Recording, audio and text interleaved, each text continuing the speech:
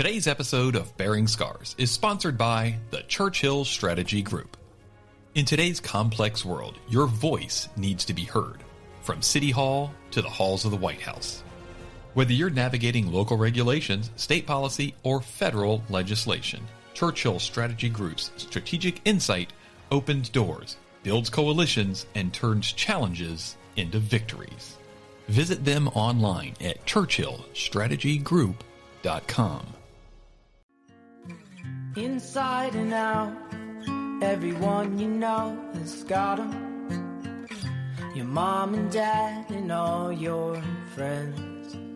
Enjoy your scars, scars, scars. Enjoy your scars. Today on Bearing Scars, we're meeting a man whose scars derailed his life. Just a decade ago, Senator Jeff Clemens was on a political fast track in Florida as one of the highest-ranking Democratic senators in the third largest state in the nation.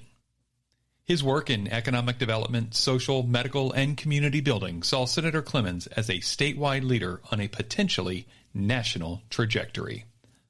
One thing you'll notice about Jeff is he is a natural communicator, but he's the shy, reserved communicator who's always naturally let others shine. He was in a band with a recording contract, but not in front as the lead singer. He was an award-winning journalist, but telling the stories of others. He was an advocate for so many in his community, but often let others take the glory. Yet through his shyness, people saw a natural, humble leader, so they elected him to lead. In this episode, we'll discuss his idyllic childhood in Michigan and his rise to one of the most influential leaders in the state of Florida.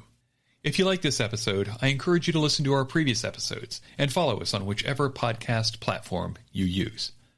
The premiere episode, His Second Chance, featured Desmond Meade, a man who went from homeless drug addict to one of Time magazine's 100 most influential people in the world and a Nobel Peace Prize nominee.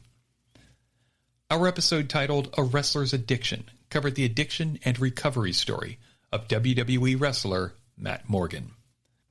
We aired an emotional episode titled Her Deadly Secret, where someone you know as a Chamber of Commerce president reveals for the first time the deadly consequences of her addiction. The Quiet Man introduced us to the former CEO of a garbage company who was molested for years as a child. 40 years after he thought the abuse had ended, his abuser returned. In Finding Her Voice, the actress we all remember as the voice of Sally in the Charlie Brown cartoons reveals her spiral and eventual peace. We met a former mafia enforcer in The Family Business. The New Englander's mafia life had predictable consequences, including prison, being shot in the back of the head, and an amazing transformation. We went to the heartland of America for a chilling episode titled Soccer Mom, Dealer, to meet an Idaho mother whose own addiction inadvertently caused her to become a drug dealer to, of all people, her own son. If you've seen the Amazon Prime documentary Rom-Con, Who the F is Jason Porter, you already know some of the story of the featured victim. But what our episode of Bearing Scars with Heather Revette revealed were secrets that even her mother didn't know until it aired. In The Uncancelable Man, we learn some techniques to overcome adversity when it seems the whole world is against you. In the episodes to come, we'll meet more leaders who have overcome their own self-inflicted scars. We've established a level of trust with our guests and our listeners, and I think you'll find these real-life stories inspiring. Please follow our show to continue listening and rate us on your podcast platform of choice.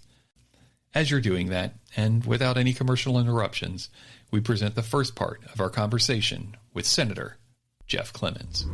Jeff Clemens, welcome to Bearing Scars. How are you doing today, sir? I couldn't be better, Michael. Thanks for having me on. The weather up here in Kentucky is amazing this time of year. There are a lot of things I miss about Florida. The humidity in the summer is not one of them. Oh, my goodness. We're both in comfortable clothes because even in the summertime right now, it's nice and chill. And beautiful in the hills as well. And we're going to talk about where we are today a little bit later on in the podcast. But we start every podcast talking with the same question, which is where you were when you were 6 years old. in the frosty winters of Michigan. Jeff Clemens, what did you want to be when you grew up? Well, look, when I was 6 years old, I probably wanted to be some sort of sports star, as a lot of kids do when they're 6 years old. I was very good at a lot of sports. I was not great at any of them. So I would be a Little League All-Star. I would be, the second or third best guy on the basketball court, but never the guy. And so, but I love sports. I would be outside all the time. As I got a little bit older and into middle school, I was the editor of my middle school newspaper. And from that point on, I really never wanted to be anything else but a journalist. I structured my high school curriculum around that and making sure that I would be the editor of the high school newspaper, which I was. I picked my university, based on what had a good journalism program. Pretty much everything I wanted was geared toward that. I wrote for my hometown newspaper when I was in high school just to try to get experience. It's really, I wanted to root out evil in government and shed light in places that other people didn't want it shed. And so as a seventh grader, what about government did you want to root out that you knew about? Or what was it? So you're in seventh grade and you're like, I really want to take down the evil that is city council member so-and-so, or what was that? What kind was of the a impetus? precocious seventh grader, right? Our journalism, it was probably an English/journalism teacher in middle school, showed us All the President's Men. I don't know how many of you have seen that Robert Redford movie, but it was about the Watergate scandal. And, they just seemed to be doing some really cool, exciting things. And of course, as somebody who loves sports, so I thought it would be cool to write about sports. A friend and I made our own little Sports Illustrated when we were in middle school and talked about the teams and the players. And, I don't think I had as much knowledge then, obviously, as I would gain later about what kind of good things government does and what kind of bad things government does. But I really liked the fact that there was something that they were doing wrong, and Woodward and Bernstein were there to try to make it better. Which one of those two did you most identify with? If you're looking at them, you're like, I'm the Woodward and or I'm the Bernstein. Which one did you think you were? Yeah, more the Bernstein. Of course, I just knew them as Robert Redford and Dustin Hoffman. Dustin Hoffman, thank you. The other actor was escaping me. I wasn't that attractive. So, I was more the Dustin Hoffman character. But it was... The Lou Grant, more likely, right? Yeah. I would say, I met Bernstein later in life, and I think he was the true, real in-the-dirt muckraker. And Woodward was amazing, too, but he operated on a higher level. Wasn't one of them, just out of school? One of them was, if I remember correctly, one of them was it was his first gig in the government beat and somehow ended up being able to. Amazing how you find yourself in certain places at certain times and are able to take advantage of that. And they just worked and worked and worked. And they had a lot of people who didn't believe in them as well, and they had to convince not only their readers, but a lot of people that they worked with that they were legitimate. But I went on to high school and did become editor of my high school newspaper. And I was at that point I had the bug because anytime you get that positive feedback, which I think you get in a lot of different careers, it's just reinforcing. And you'd get the positive feedback not only from the people in your school, from the work that you did, but I happened to be lucky enough to be named to this group in Michigan where they would do every year the top 10 high school journalists in the state of Michigan. And we would come together and do a newspaper ourselves. So, that was it was like winning an award or a gold medal, and so that positive reinforcement, that ability to be able to say, hey, look what I did. I think it became kind of a defining part of my life. Like I liked being recognized for doing things and I reveled in that and I wanted to do more things that were positive to get those feelings again. And when you were one of these 10 students that were selected, what assignment did the editor of that newspaper give you? Great question. So we we gathered at Michigan State University. I'm from Michigan. And we actually got to cover some things on campus that we wrote about. And then we were also supposed to interview some journalism professors. And so we did some of that as well. It was a really neat experience. It was you're a high schooler and you get to go to a college campus for a weekend and hang out, interview professors and college students. That's pretty heady stuff for somebody who's 16, 17 years old. And for Michigan State University, it was also a great way to recruit because That's where you I ended up going to school, right? Yeah, they have one of the better journalism schools in the country, and even more than that, they have one of the top college newspapers in the country. And so that's where I ended up going to school. It's funny, I grew up a Michigan fan. I grew up outside of Ann Arbor, going to Michigan games, big Michigan sports fan, and then I went to the arch rival across the state. Yeah. How do parents feel about that? I was one of the first people in my family to go to college, so they were just happy that I was at university. And truth be told, I had a good grade point average, but I probably didn't have the grade point average to get me into the University of Michigan anyway. Right. You had to have a 3.9 or a 4.0. I was more of a 3.4, 3.6 type of student. So went to Michigan State and was one of only 2 freshmen hired at the school newspaper there, which is a very good daily newspaper on campus. My freshman year was only 2 freshmen on staff. So, and what was your beat? One of the cool things they did is they rotated every semester. So I covered administration. One of the great things you got to do, since Michigan State is in East Lansing, the capital is in Lansing, you actually got to go cover things at the state capitol. So what a great opportunity, again, for a student journalist to be able to go stand next to reporters from the Detroit News, the Detroit Free Press. And there were stories that I worked on where there were New York Times reporters there doing the same thing. So, yeah, I got to cover the student body. I got to cover administration.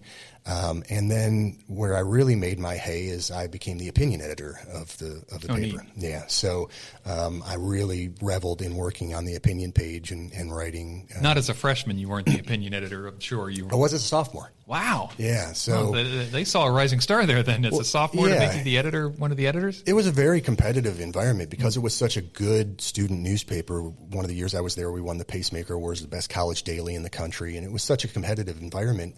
They would have 100 to 120 people apply every semester and only hire 6 or 7 people.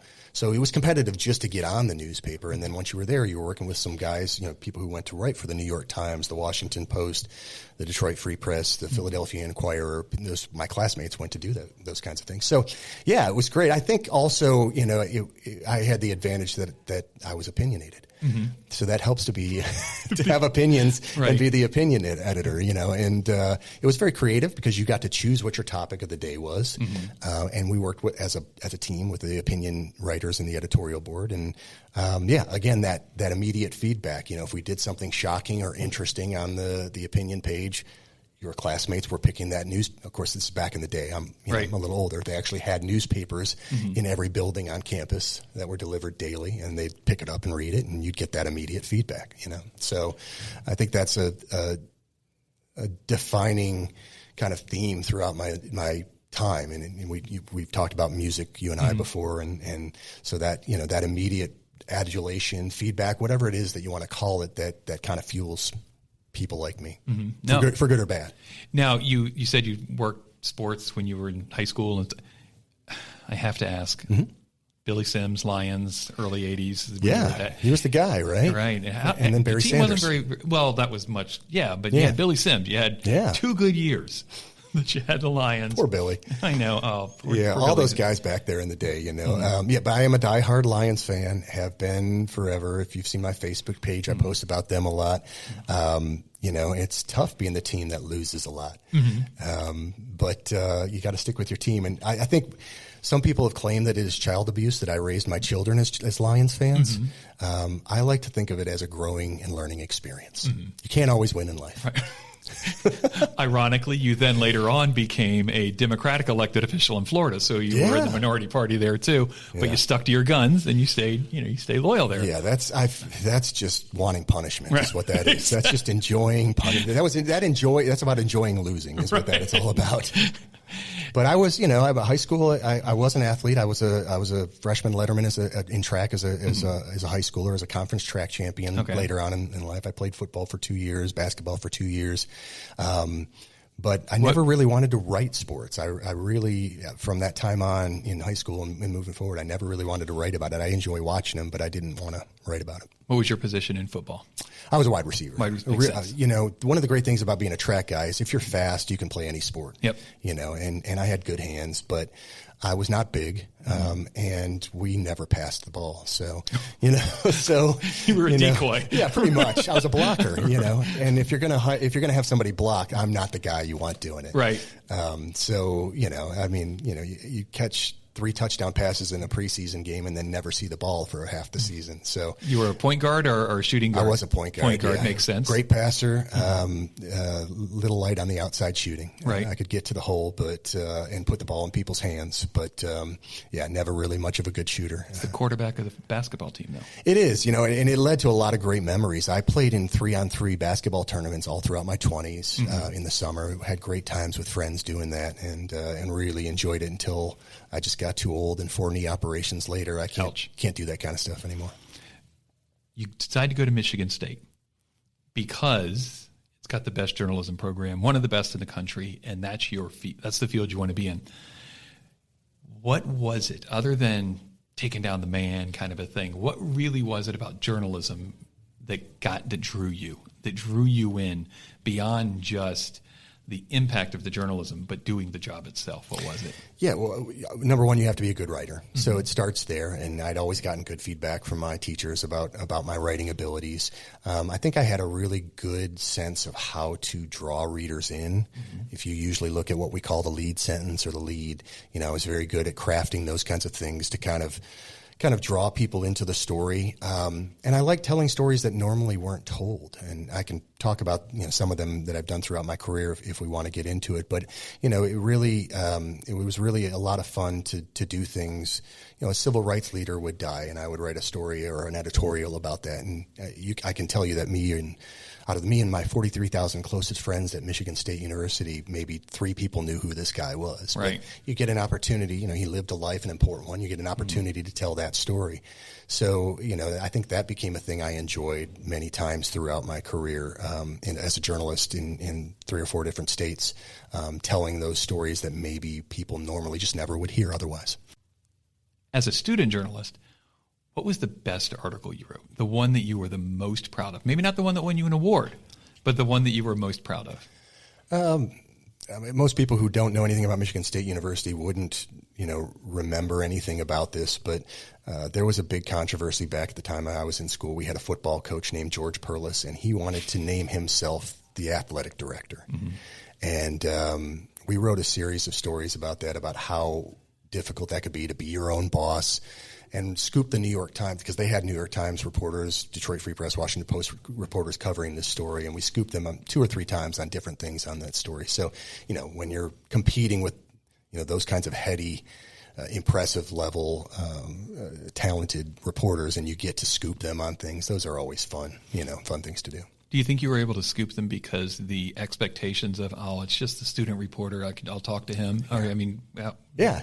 Well, part of it is you develop sources, and anybody who's been in the journalism business knows this. You develop relationships with people, and while that can be often criticized by people on the outside, it's really important when you're trying to get to a story, right? Mm-hmm. So I knew the people in the athletic director's department. I knew the people in the administration building. We had relationships. I'd written things about them before. They knew they could trust me because we'd established that relationship, and, I hadn't burned them on things that they told me off the record, those kinds of things. So, it was about, like many businesses, it's about relationships and establishing those. So I think the advantage I had just that, I was there 365 days a year. These reporters were coming in from the outside, just didn't know these people. Again, a lot of the reporters I worked with at that student newspaper went on to work for some really big organizations. So there were a lot of impressive people around me. After college, you graduate college, get your journalism degree. You're excited. Where do you go? Yeah, my first newspaper job was in Virginia, again, covering government. And I also either made the great decision or the mistake to get involved in playing in bands. I played in bands in college to a certain extent, but get involved in Richmond, Virginia, and playing in a band. And so I was kind of living a dual life. I was, the newspaper that I worked for was one of the weird ones that still published in the afternoon. It was an afternoon paper. Oh. So we had a 10 a.m. deadline, meaning you had to get in at 7 a.m. in the morning. Not the most conducive environment for going out and playing a gig the night before and then trying to get in at 7 in the morning. I remember I played a show at CBGB in New York on a Thursday night and had to be into work at 7 a.m. in Virginia And so we finished, we packed up our equipment and drove the 5-6 hours back to Virginia. And I went directly into the office after playing a show at CBGB that night and tried to pretend that all I cared about was whatever story I was working on that day, not the fact that I had played at one of the legendary, punk music establishments in our country's history the night before. So it was a little weird. It was a dual life, and I probably didn't do the best job of being a newspaper reporter at that point, because I was really enjoying playing rock and roll music in front of people. And that's my follow-on question. What kind of music was it? Because, CBGB is known for one thing, and I can't see you in a punk band, So this band, I'm trying to relate it to bands that your listenership might know, right? So I think the demographics of our listenership are you and I. So we do not have a young listenership. We don't have an old listenership. It's actually around our age range, 50s, 35 to 55. To 56. So I was playing in a band at that time called the November Tribe, and we had we were recording at a studio owned by a guy named David Lowry in Virginia. He fronted a couple bands, one called Camper Van Beethoven, one later called Cracker. And we were recording in his studio, and the music that we made, I would say, was like a combination of like The Cure and REM type of thing back then. So it was rock and roll with a little bit of punk edge, but not really. I played CBGB with a couple different bands. The one I played with later was a little bit more garagey. Mm-hmm. Yeah, and that was a little punk, a little emo, a little alternative, all around the same time frame. Exactly. Yeah, yeah. So it was a good band, good songwriting, and just like any band, it comes down to a level of greatness, but also a level of luck. Right. And there are many bands that have gone on to really great things. There are very few that you see early on. You're going, they're just absolutely going to make it. We opened in Richmond a couple times for a band. They would play every Tuesday night at Trax in Charlottesville and every Wednesday night at the Flood Zone in Richmond. And they were called the Dave Matthews Band. And we opened for them a couple of times. And that was one of those bands that you saw and you were just immediately, they're going to make it. They're going places. But most of them are like us. You try to make good music. You think you're writing good songs, and then you just hope that somebody out there gets it at the right time, because timing is everything. So. And your goal, I'm assuming, what instrument did you play, by the way? In that band, I was the drummer. You were the drummer. Yeah. Your goal was not to be the next Dave Matthews Band, I'm assuming. Your goal was to go out, play, have fun, write some music, get it heard, and, honestly, around that age frame, meet some girls. Yeah, the last part especially. Yeah. We were having a blast, right?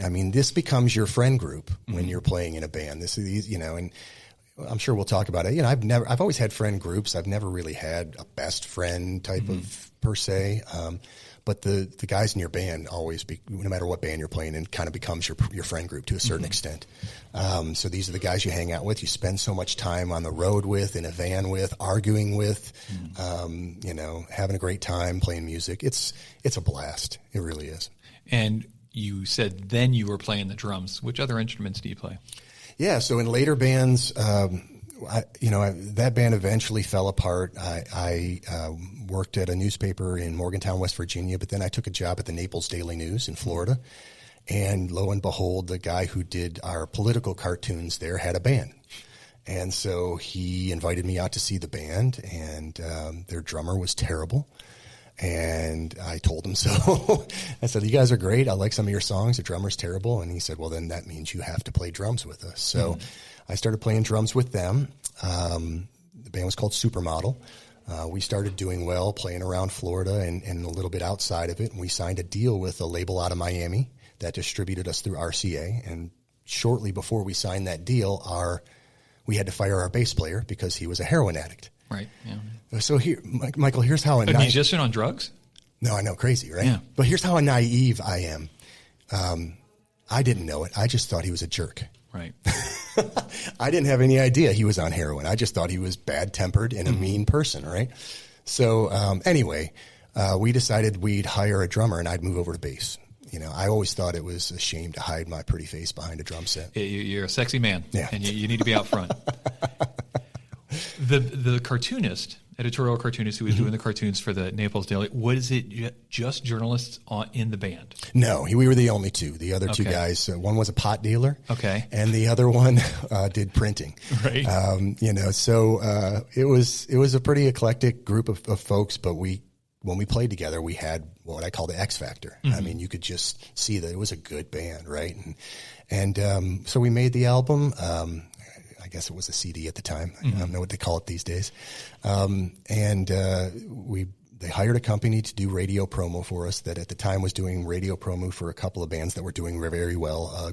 A band called Creed, a Florida band called Creed, and a band called Three Doors Down. And we didn't sound really anything like this. So this band was the one. Because they sound alike. Yeah, they do. So this band, Supermodel, was the one that was more of a garage rock type of band. Good songs, a little rough on purpose. And so we didn't sound anything like those bands. And those bands were the ones that were doing really well at the time, right? So unfortunately, I think our timing was just off, a few years later, maybe. But we were on the radio in 16, 17 markets, and we would tour around and play those markets. And we'd do the radio interviews and then play shows. Some of them were free shows in return for, making sure they were playing. Yeah. And the record company would help fund that. And finally, after they probably spent somewhere between 150 and 200 grand on us, we just didn't sell enough albums for them. And what's weird about this is when you don't sell albums, record companies stop giving you money. Interesting. Yeah, it's quite the phenomenon. It was a big disappointment. Once the song gets on the radio, you pull into Birmingham, Alabama, which you've never played before.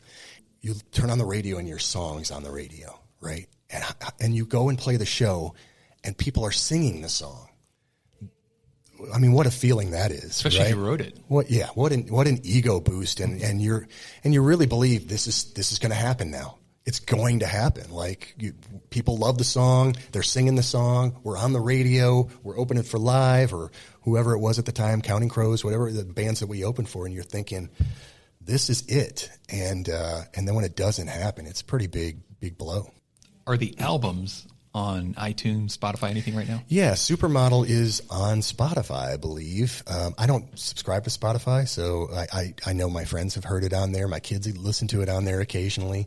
The album's called It Ain't Pretty. We will put a link to It Ain't Pretty in the show notes of this episode if anyone wants to listen for the drums as well as the bass. Or were you just the bass? I'm the bass player at just this the bass point. At this point. Yeah, okay. Yeah. So and I sing all the background vocals, and I sing one song lead on the album, so people can try to figure out which one that is. Anyone who can figure out which song Jeff sings lead on gets a free episode of this podcast. Wow. They're all free. But your primary goal in life is still to be a journalist at this point, though. Yeah, no, I quit the Naples Daily News to go out on the road with Supermodel. Wow. Yeah, and so did the editorial cartoonist. They gave us a going away party and everything. And yeah, I quit the business.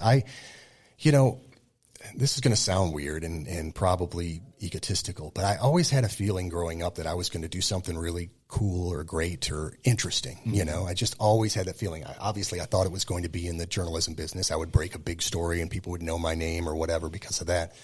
But I always had the feeling I was going to do something. So when it wasn't journalism, I thought, well, maybe it's rock and roll. This is going to be, I always loved rock and roll. And I spent a good portion of my time in my basement teaching myself how to play drums. So I thought that was going to be the really thing that I was really great at. Mm-hmm. It turned out it wasn't. I was good at it, but I wasn't great at it. I did that. And then when that fell apart, I had to start over again, right? I had to figure out what was next, what I was going to do with my life that was going to lead to something interesting. You've said a couple of times already that you were good at something, but not great. How frustrating is that?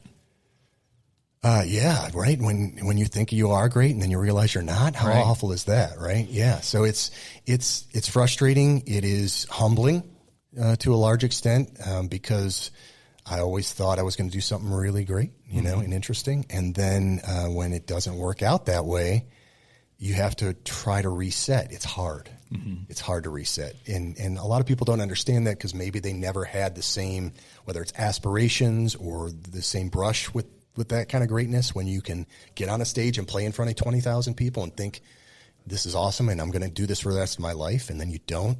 Mm-hmm. Yeah, it's a blow. You have to reset. It's hard. How did you reset after the music didn't work out? It took me a good year and a half to figure out what I was going to do next. I worked for a small publishing company and hated it, writing newsletters, believe it or not. It was awful. It was, I think I wrote a bankruptcy newsletter for bankruptcy attorneys. Terrible. Sounds very fascinating. It was so bad. And I was trying to figure out what I was going to do next, and I started getting involved in my neighborhood. At this point, you're living in Lake Worth, right? Lake Worth, Florida. Yeah, I joined the Kiwanis Club, and I started getting involved a little bit in my neighborhood. If you've ever been to a neighborhood association meeting, you walk in the door, and when you're new, you're the fresh meat. Mm-hmm. They want you. They immediately are going to sign you up to do things. So within 4 months of my first neighborhood association meeting, I think I was vice president. Mm-hmm. And within the year, I was the president of my neighborhood association. Alphas are going to alpha. Yeah, something. Or it could be that. It could be just that nobody else wanted to do it. I'm not sure. But suckers are going to get suckered. Suckers, right, exactly. Right. Maybe we're both the same, suckers and alphas. So I was trying to figure out how I could get more involved, but still continue to use my journalism experience. Mm-hmm. And I was very naive. I applied for a job as a legislative aide to a state representative. Mm-hmm. And I thought, well, this is great. I'm going to be a spokesperson. I'm going to be writing all – I see you laughing already. I see you laughing already. And in retrospect, it's hilariously funny. But for someone who didn't know how these offices work, I was naive about it. I'm going to be writing all these press releases and doing newsletters and all that kind of stuff. So I got the job. I went to work as an aide to a state representative named Mary Brandenburg, who represented the coast of Palm Beach County, West Palm Beach, Lake Worth area. And worked as a legislative aide for her. And it was eye-opening, but in a good way. I wasn't doing spokesperson work. I wasn't doing, I wrote the newsletter and then she would just rewrite it, which I always thought was amazing considering I had like 12 writing awards, but it's her newsletter. Yep. So, but what I really enjoyed about it was doing the constituent work. And that's something that nobody ever talks about when it comes to politicians is constituent work and the things you do every day to help people that will never be a newspaper story, that will never become something that everybody talks about in the community or a point of debate that everybody argues about like we do in politics. The constituent work was really great. You could help people on a daily basis, and I loved it. What would be, of 100 phone calls that you'd receive, because you were the one answering the phone, of 100 phone calls that you would receive from a constituent, what percentage was that big time stuff, vote yes on for, and what percentage of it was there's a pothole that really needs fixed, and I know you're my state rep and you don't do this, but where do I go? What percentage of, So there's a lot of confusion over which politician does which thing. So we got a lot of phone calls for things that weren't our jurisdiction. I kept a list at my desk. I made a list and then kept a list at my desk of people that I could refer them to and make sure you tell them we're calling so that they know it's a serious phone call. Because again, just having that title makes a difference when you call people. But most of it is relatively run-of-the-mill stuff. It's permitting. It's, there's a boat in the intercoastal that hasn't moved for 3 months. We think it's abandoned. We need to get that moved out of here. But there are always more serious issues having to deal with, child custody and other, issues that deal with criminal justice and those kinds of things that we worked on and that I worked on even more seriously later in my career. But it's rewarding. Not everything, government can't solve all your problems, and not everything is something that we could fix. But a lot of times you could, and the other times you could refer them to people who could help them when you couldn't. There's got to be at least one phone call that, as a legislative aide, you're not the elected official, you're just the kid answering the phone. Was there something that you're like, wow, today I really made a difference? Once I got a call that should have probably been a 911 call, and I don't know why this person decided to call me, but it was a domestic abuse issue. And so, I was able to get an address and then encourage that person to immediately hang up the phone and call 911, and I did the same. I called 911. So, we don't track all that stuff, and some of those privacy issues around domestic abuse issues. So, but yeah, that's a day where you're like, I potentially could have saved somebody from a really, really bad situation. And here you are years later. Yeah. You don't know, but potentially you may have helped, I'm assuming her, you may have helped her to make a decision to change her life. Yeah, that's nice to think about. Certainly. I hope so. I hope that those decisions were made. You don't always know, right? You can't go back and track everybody. But I think government has that ability on a more of a micro scale. Maybe we don't anymore on a macro scale, the big issues that we all talk about and that we all debate about. It gets so ugly. But on a daily basis, and more so probably in local government than in state or federal government, yeah, that ability exists. And what then caused you to say, I want to go from behind the phone to behind the microphone in front of people and run for office? It was probably my huge ego. So I can do this. If he or she can, come on. I will say, I again, hearkening back to my younger years, I always did want to do something great, something impactful, something interesting. But I found your question is important because I did find as a legislative aide that I was good at it. Mm-hmm. That I was good at talking with people, that I was good at helping solve problems. And especially now later in life, I feel like solving problems is one of my biggest strengths, but certainly I could feel it then too. And, as naive as it sounds on a podcast, I think there was an opportunity to make a difference. And, you have to have a certain amount of ego to believe you're the one who can make a difference. Mm-hmm. And so much so that people should give you money to run and people should spend their very important vote on you to put you in that position, right? If you don't think you're good enough to do it and that you have the ability to make a difference, you probably shouldn't be running for office. You do it because you think you're the person who can affect change and make a difference in people's lives and do it better than the person next to you. There's a little bit of ego involved there. People wonder, why do politicians have egos? And I mean, I think it's partially a requirement for the job that you have to believe you can do it better than other people. You run for the mayor. Mm-hmm. What was the big issue that caused you to say, wow, this needs to change or this needs to stay the same? What was the big issue? It was the mayor. Okay. I mean, he just, with all due respect, he just wasn't that great at his job. And he was an incumbent you ran against? I've ran against a long list of either incumbents or current office holders or relatives to current office holders every time I run. But yeah, I'd volunteered on a city board in Florida. We have something called a Community Redevelopment Agency board. And I volunteered for that board. It's the one city board that you actually have a budget and dollars that you can spend in the community.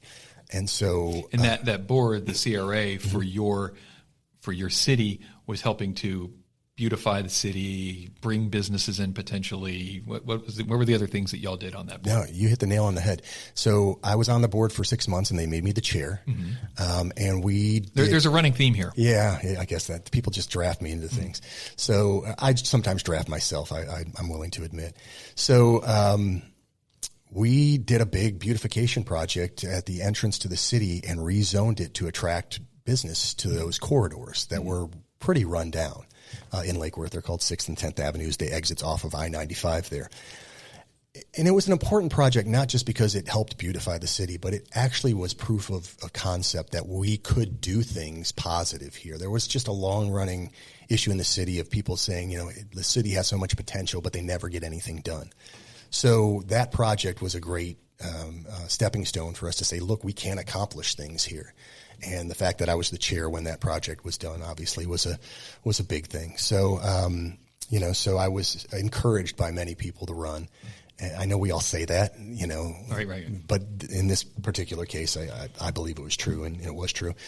And so, yeah, I ran against an incumbent mayor. Very difficult to run against an incumbent. They have, the bully pulpit and probably better funding. Yep. In fact, that's a recurring theme in my elections, having less money than my opponent. And so, I won and was really happy and excited to be the mayor. It's a place where you can get things done. And I still think no matter all the things I've done in my life today, people they're most impressed by that title for some reason. Mayor. How long were you the mayor, and what is the one thing or one or two things you did that you were like, wow, I'm pretty proud of that? So I was only mayor for one term, and we'll talk about why. But I got an extra 8 or 9 months because we switched our elections from March to November. Mm-hmm. Not anything I advocated for, but that's just something they did. So a couple of things. We had a beach restoration program that had languished. We had a building out on the beach called the Casino. It's no gambling, but out on Lake Worth Beach that had languished for a decade and needed to be, frankly, torn down and rebuilt. There was just no way to save the building as it stood. So I was able to, we had gotten $5 million from the county. They were going to pull that away from us because we had done nothing for 2.5 years on it. So I was able to preserve that funding and keep the beach funding there, and they later were able to before I left, start the beach reconstruction program. We redid 7 or 8 city parks while I was mayor. I think the two things that most people would remember is we were able to, after trying for a decade, we were able to bring a Publix to downtown Lake Worth, which, say what you will, either way, people love their Publix, and we really needed a grocery store in the city. We didn't really have one. It's a small 35,000 person community, just to the immediate, we border West Palm Beach. And, people would go to West Palm Beach to grocery shop, or they'd go to Lantana or West, and so, getting that grocery store there was great. And, we got them to put in an old school Publix with like the wings and the portholes, Art Deco. So it was beautiful. And then the other thing was a very controversial decision that I and a couple of my council members made. We had an old county building that, they were vacating, and many folks we owned it, the city, and many folks wanted us to use that to expand our offices. They were in an old building. We instead made the controversial decision in a 3-2 vote to lease that building to an organization called Compass, which was the LGBTQ community group. And they, in turn, did a fundraising campaign where they raised nearly $2 million to rehab that building. And it really became the community center, not just the LGBTQ community center, but the community center for Lake Worth. We hosted, they host Alcoholics Anonymous meetings there. They host neighborhood association meetings there. When an up-and-coming Californian named Gavin Newsom came to town, that's where we held his thing.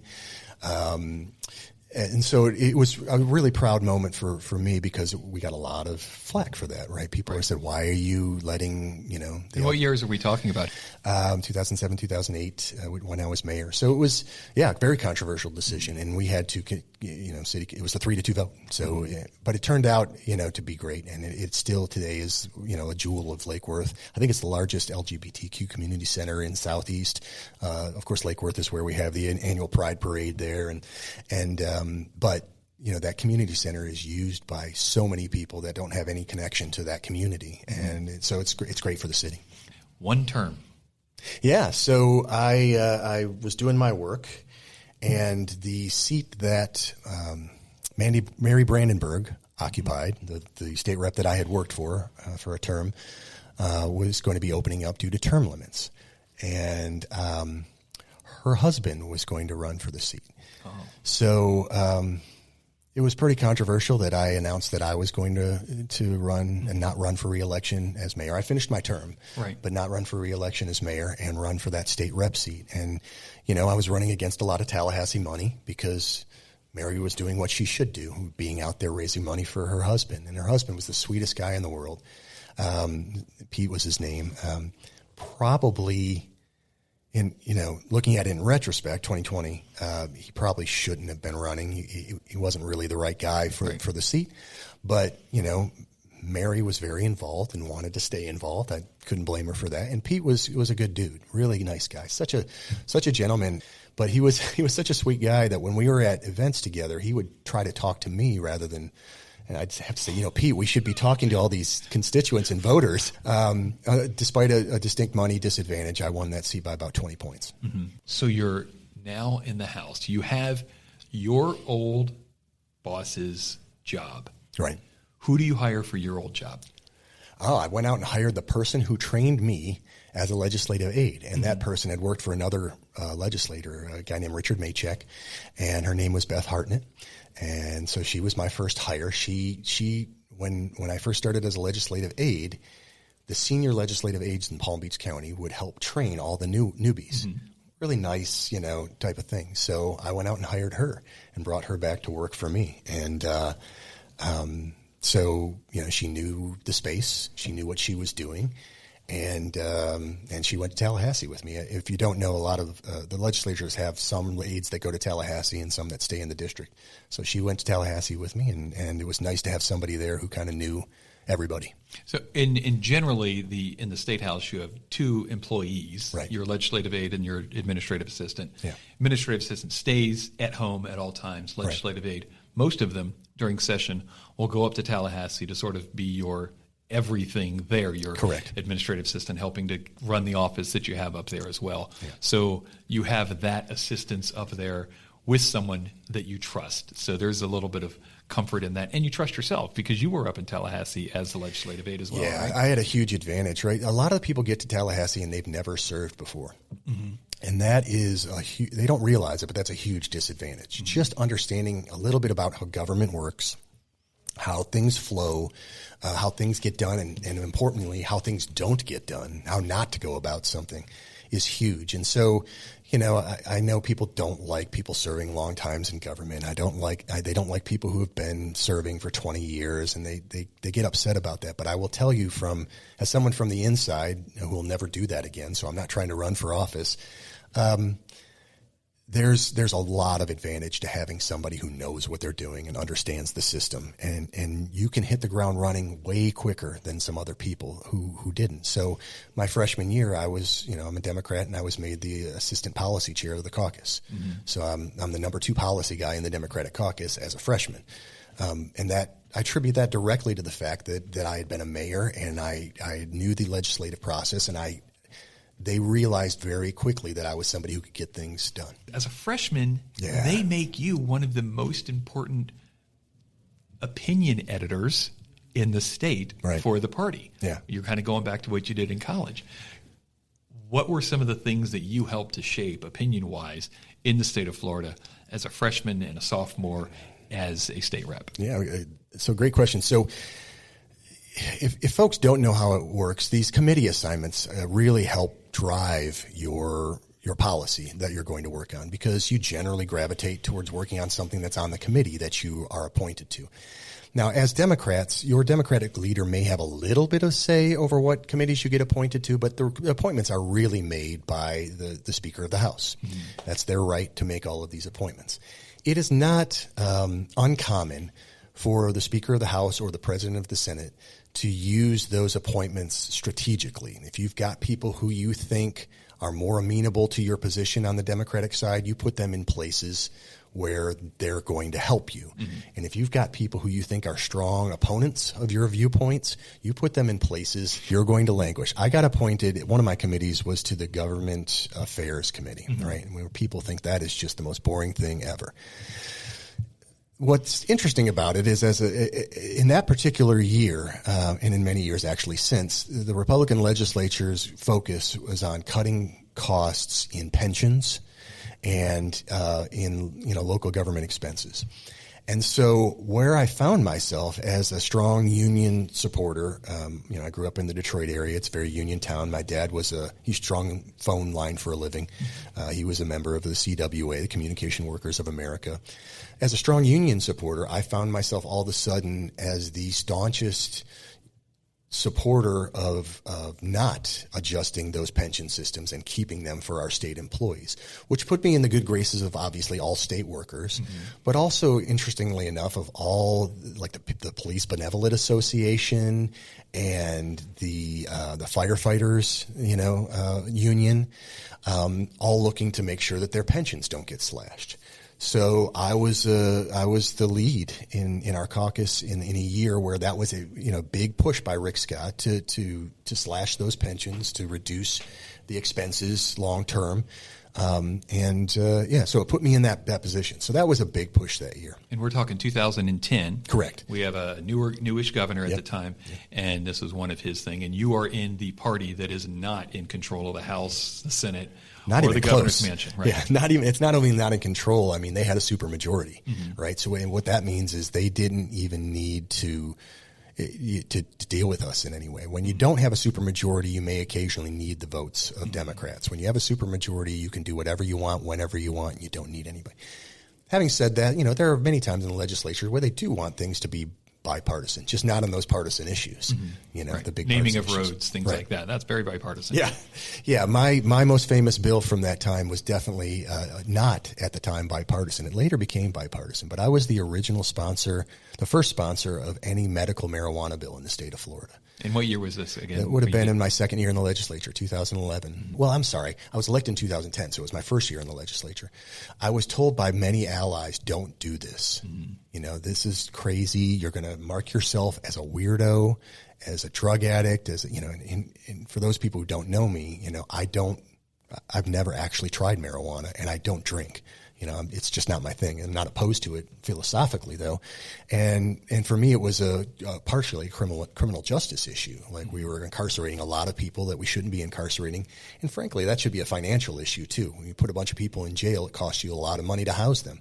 So anyway, I ended up filing the bill, and it was, it's not going anywhere. And I understood that. But it gained me a lot of publicity. And actually, I heard from a few off the record Republican colleagues who said they agreed with me. And, but yeah, it was a really interesting first year. I made my mark in debate on the floor, and the Florida Trend did an article, the three most exciting, promising freshmen.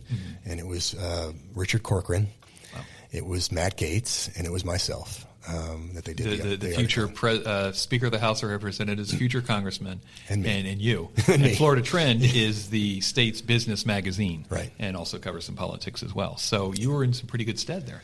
Yeah. It was heady times, right? I was really thinking I was going to do some really cool things, and frankly, in the way that the Florida legislature works, they really like to pick their leadership early, and too early in my mind. But I was definitely on track to be the Democratic leader of the House in a few terms. That's no disrespect to anybody in my freshman class, but I mean, that's just the way it was heading. But then redistricting came along. And of course that changed everything. Every 10 years they redistrict all of what the boundaries are for a House seat, a Senate seat, a congressional seat. And when that happens, you end up being districted into your house is now where? Yeah. So for me, especially, it was very, tough decision. I made the very tough decision to run for the Florida Senate against one of my Florida House colleagues, a gentleman, a state representative named Mac Bernard, who, to this day is still probably one of, if not the best campaigners I've ever seen. And, I beat him by 17 votes. 17 votes. There's a recount there. There was a recount, yeah. 17 votes out of how many voters? Oh, what was it? 20, 25, 30,000, somewhere in there. And only 17. So had you not shown up to the Kiwanis Club meeting on that one Wednesday. Isn't that interesting to think about? You potentially could have, your whole life's trajectory could have changed. Yeah, it's so granular, right? You think about those 17 votes and where they could have come from. My team and I were out leafletting neighborhoods at 1 a.m. on the night of the election, so that when people woke up, they'd have something on their front porch.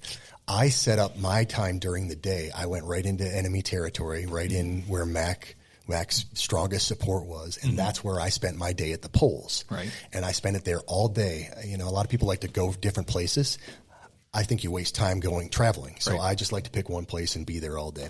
I set up at that polling location all day, and I talked to people about affordability issues. I talked to them about my union support. And, it's entirely possible those 17 votes came. I know I didn't win that district, that voting precinct, but it's possible those 17 votes came from there. So you got at least 17 votes from there. Yeah. So you just never know how that's going to turn out, right? Every vote counts. We say it. It's a cliche. I lived it. You've lived it. Yeah. It's not a cliche. Yeah. It is a fact. Yeah. And you went out there and win this election by 17 votes. There's, of course, as the recount's going on, you and your opponent, are you getting along at this time, or is there a little bit of conflict? Yeah, it was tough. We were colleagues in the House, and we always got along very well. I roasted him at a roast, probably 7 months earlier before we both decided to get into the race. There was a lot of tension. You're in this warehouse where people are counting votes. You've got your people there. He's got his people there. When the supervisor of elections finally came over and showed us both the total, she pulled us aside and showed us both first. I turned to him and we kind of both sighed, and I reached out and offered my hand. He shook my hand, but nobody behind us knew who had won. Right. It was a tough moment and tough for him. And obviously you're happy you win. In retrospect, I look back on it. It was so difficult for both of us. I think we handled it as well as you could have. Mm-hmm. And of course, he went on to do great things, and everything worked out well for him. He was a county commissioner, and he now actually is in the Florida Senate. So he ended up, back there anyway. Now you're a senator. You are one of the top 40 elected officials in the state of Florida. Yeah. The third largest state in the country. You're one of the top 40. Among the Democratic Party, how many Democrats were there in the Florida Senate? I was going to say I'm one of the top 40, but when you think about it in terms of party, there at the time when I was first elected, it was 28-12, so there were only 12 Democrats in the Florida Senate. You were one of the top 12 Democrat elected officials in the state of Florida, because at that time there were no statewide elected Democrats in 2012. Right. That's a pretty big trajectory from drummer to one of the top 12 elected officials in your party in the third largest state in the country. How did it feel, and what was one of the first things you did? Yeah, it's mind blowing and a big ego boost, obviously. And when you think about how I got there, I beat an incumbent mayor. I beat the husband of an incumbent state representative, and then I beat a fellow state representative to get, in all three of my elections. Those are not easy polls, right? Mm-hmm. Those are very difficult elections running against legitimate opponents. Mm-hmm. And so I felt on top of the world, the headline of the Palm Beach Post is Clemens by 17. And this is all going my way. And it wasn't just electorally, like, I talked earlier about how I was good at a lot of things, but not great at any of them. I was finding, this is going to sound very egotistical, but I was finding that I was great at this. Mm-hmm. That I was, I'd found my lane that I was really, really good at. Mm-hmm. We were good at, as a team, at the constituent services and doing things for our local people that needed help. While I was still on the more liberal side of the Democratic caucus, I was getting bills passed in Tallahassee. Not maybe everyone that I wanted passed, mm-hmm. but bills passed in Tallahassee that were important, and changed lives. And, I was being recognized by my caucus as somebody who was really good at this as well and put in positions of importance. So those, the first term was amazing. I passed some bills I'm really proud of still to this day. Like which ones?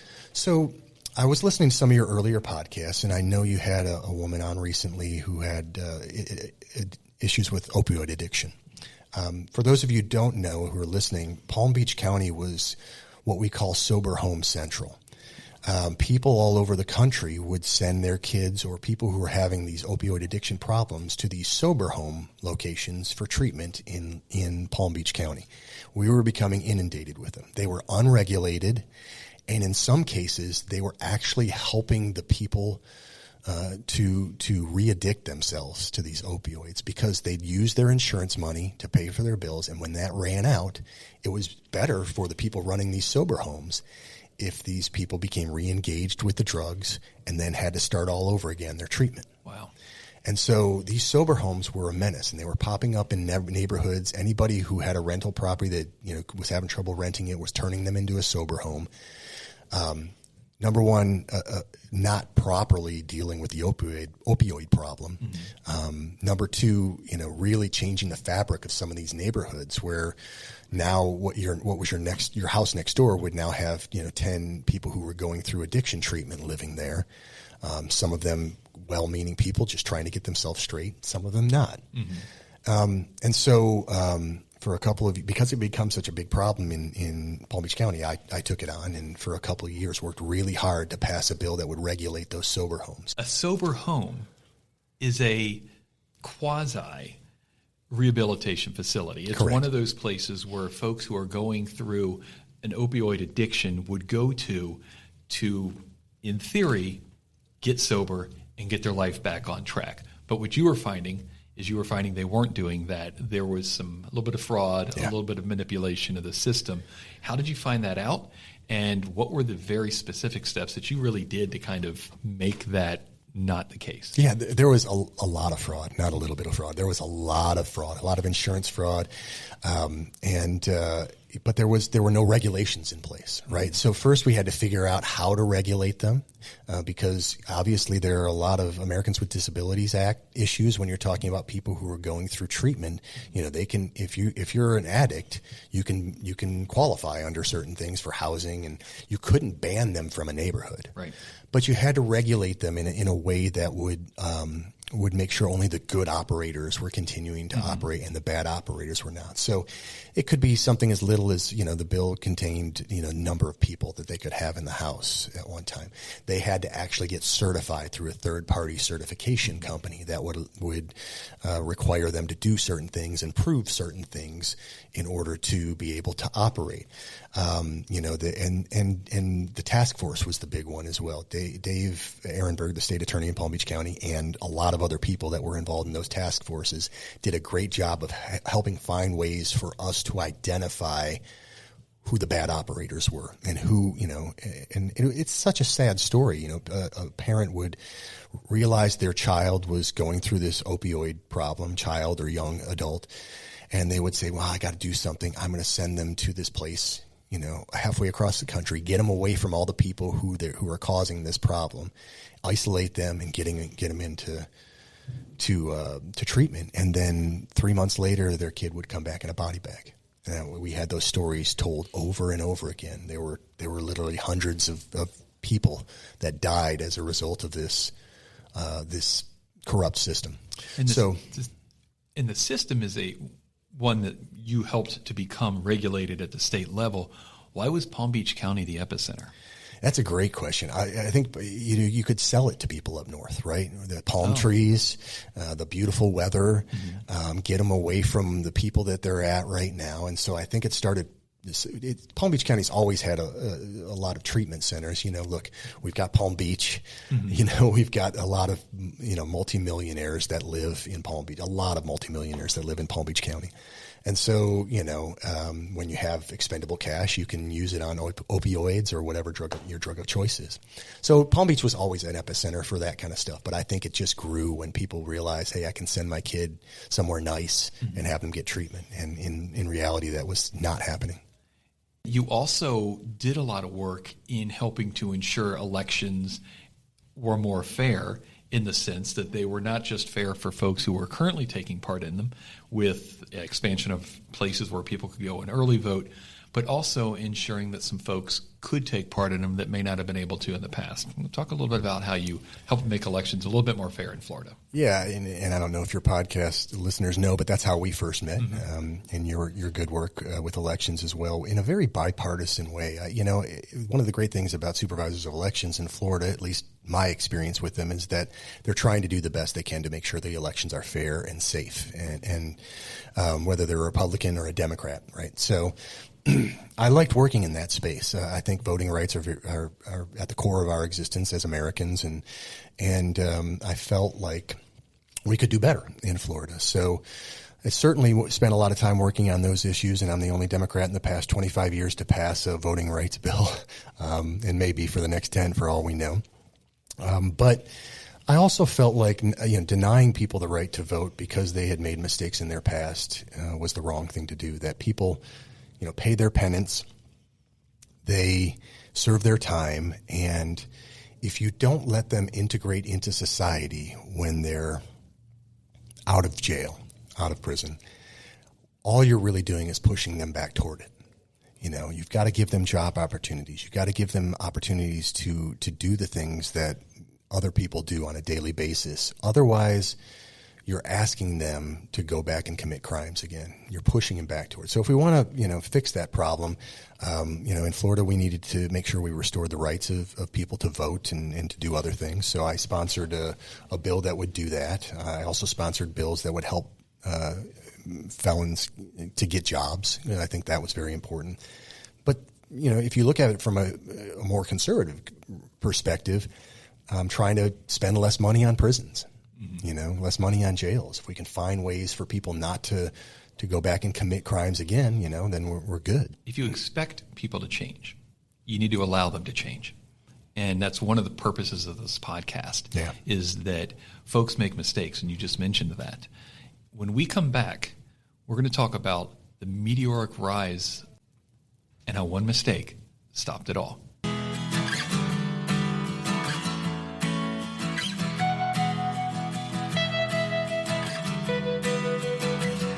Tell me something good. Next time on Bearing Scars, we discover the scandal that rocked Jeff's family, the state of Florida, and unraveled the life of a man who had up until then seemingly done everything right.